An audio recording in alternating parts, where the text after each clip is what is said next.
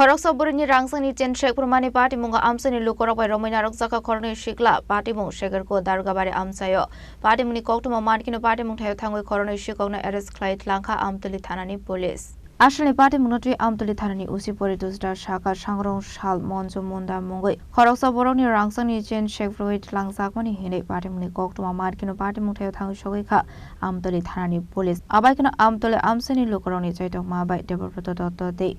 বিষয় সরকার মঙ্গই অকরণে শিকনে আরস খাইজাখা আমি যখন এই পার থেকে এই পার আইছি গাড়িতে বিশাল করে যামু কোন জায়গাটা তাইছেন তো দোকানের এই পাশে আর কি দেবুর বাড়ি আছে যে বিল্ডিং মানে এটা কি দারোগা বাড়ি না শেখের কোট দারোগা বাড়ি আচ্ছা আপনি কই যাইতাছিলেন অফিসে যাবেন এরপরে দেখলাম আমরা জিজ্ঞাসা স্কুটি ডালে এসে আমাদের জিজ্ঞাসা যে সেগুলো রাস্তাটা কোনটা বলছি আমি এই দিকটা আর পেছনে ছেলেটার আমার সেন্টার দিয়ে টান দিয়েছে টান দেওয়ার সঙ্গে সঙ্গে এখন আমার স্যান্ডেল এসে আমি সিলেট আসি এখন সব মানুষ জমছে আর কি তারা কে আটকাইছে যে ছেলেটা মানে ইয়ালে এসে গাড়ি লিয়ে আইতে আসলো ক্যান্টারটা লিয়ে আইতে আসলো হে কিন্তু আমার চিনে আচ্ছা চিনে তো আমি যদি আমার স্যান্ডেল এসে তখন গাড়িতে বাড়ি দিয়ে ফেলাই ইয়াটা ফেলাই দিচ্ছে আর কি স্কুটিটা ফেলাই দিচ্ছে তারা দেওয়ার পরে কই আছে দৌড় দিছিল তারপরে এলাকাবাসী আটকাইছে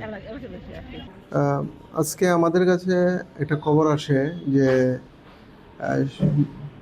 দারোগাবাড়ি থেকে একজন মহিলার স্বর্ণের চেইন স্নেচিং হয়েছে। এই খবরের ভিত্তিতে আমার অফিসার ওই জায়গাতে যায় দারোগাবাড়িতে।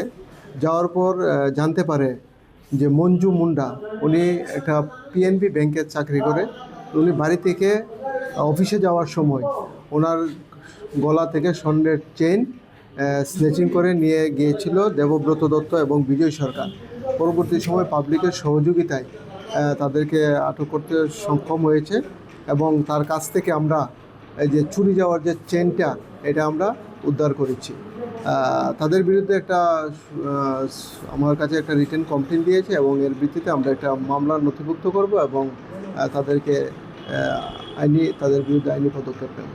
তাদের সাথে কি আর অন্য কেউ আছে না তারা আমাদের ইনভেস্টিগেশনের পরে আমরা জানতে পারবো এবং তাদেরকে আমরা রিমান্ডে নিয়ে জিজ্ঞাসাবাদ করলে মহিলা যখন বাড়ি থেকে ব্যাংকে যাচ্ছিল বিশালগড় ওই সময় মহিলাকে দাঁড় করিয়ে ওরা জিজ্ঞেস করলো যে শেখেরকোট বাজারের রাস্তাটা কোন দিকে। এই কথা বলার সঙ্গে সঙ্গে মহিলার গলা থেকে চেনটি তারা ছিনিয়ে নেয়। বিশালগড় নিশিমি জীবনী ককঠুম চিনি খরাং।